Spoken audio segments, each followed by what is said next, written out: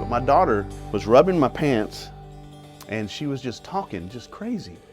Hey, I want some watermelon. Can I have some Coke? Can I go outside? Can I da, da, da, da, and just rattling on. And then I realized that the cocaine that I was doing, the residue was falling on my clothes, and my 5-year-old was getting a contact buzz off of what I was doing. And I was like, man, I can't do this any longer.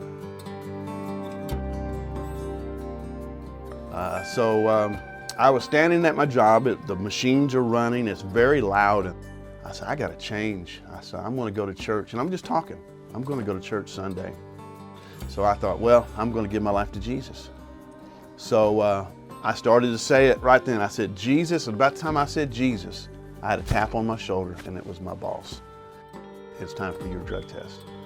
And I was like, okay. Well, that night, the night before, it was the 4th of July weekend, I did probably about an 8 ball of Coke. I did ate like 20 Valium that weekend. It was horrible. I smoked all kinds of dope. So I knew I wasn't gonna pass the drug test.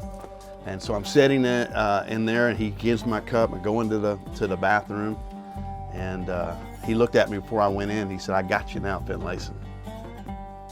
A week before that, I did the drug test. There was a pastor that was in the break room. I was in the break room. And I walked in the break room, and I said GD. I said the word GD, and he corrected me. And I just lost it. I grabbed him, I pushed him up against the potato chip machine. I said, don't you ever correct me. You are not my father. I said, I'll kill you. Don't you ever correct me again.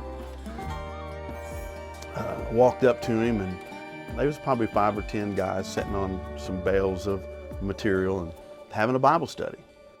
And he said, can I help you? And I was like, yeah. I said, I need to apologize to you. I said, what I did last week, that was unacceptable. I said, I just gave my life to Jesus.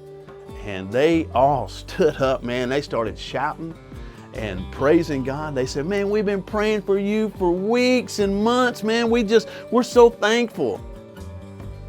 And so they called me in the office, and I go in there, and the supervisor was there. The main manager of the plant was there.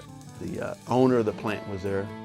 Leaned over the table, and he had his long finger, and he said, I don't know how you did it, but you passed your drug test. And I just stood up. I started shouting. I said, thank you, Jesus. There's no way I could have passed that drug test. And so I made a commitment to God. I'll serve you from that day forward. And so I did. I started serving God.